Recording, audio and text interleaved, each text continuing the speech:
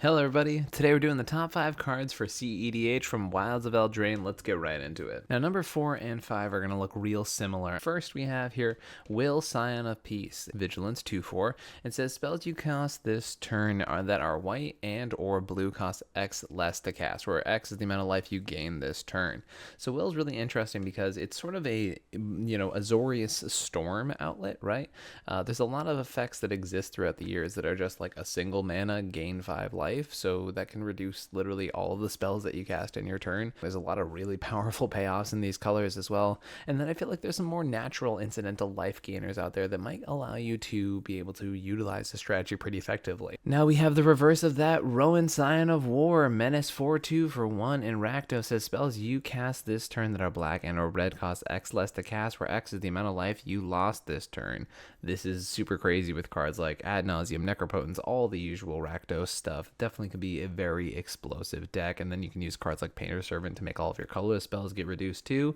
So Rowan's probably going to be doing some busted stuff coming up in the future. We have Talion the Kindly Lord. It is a 4-mana 3/4 flyer. It says as it enters, choose a number between 1 and 10. Whenever an opponent casts a spell with that mana value, power, or toughness equal to the chosen number, that player loses 2 and you draw a card. This card is absolutely insane. I already know people who are building this deck, and it is probably one of the most hyped cards in cEDH, but probably its own deck mostly, but I have been hearing talk about it going in the 99 of certain lists. This card is going to just generate a ton of card advantage. I think the golden number from what I'm hearing from a lot of people is 2, although a lot of people say you can name 1 as well. Let's beseech the mirror. This is a sorcery and number 2 on our list that has bargain. For 1 and black. You search your library for a card, exile it face down, then shuffle. If this spell was bargained, you may cast the exile card without paying its mana value if that spell's mana value is 4 or less.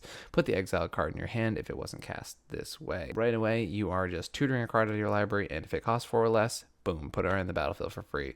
This is crazy in any deck that basically has a bunch of spare artifacts, enchantments, things like that. So things like Malcolm are going to definitely play this. Tivit is definitely going to play this. Very, very strong, very, very powerful. And my number 1 pick from cards from Wilds of Eldraine for cEDH is the Agathas Soul Cauldron. It's a 2-mana legendary artifact. Says you can spend mana as though mana of any color to activate abilities. Creatures you control. Creatures you control with a 1/1 counter of them have all activated abilities of all creature cards exiled with it, and exile target card from a graveyard. Very important, it says a graveyard, by tapping it, and then when a creature is exiled that way, you can put a 1/1 counter on target creature you control.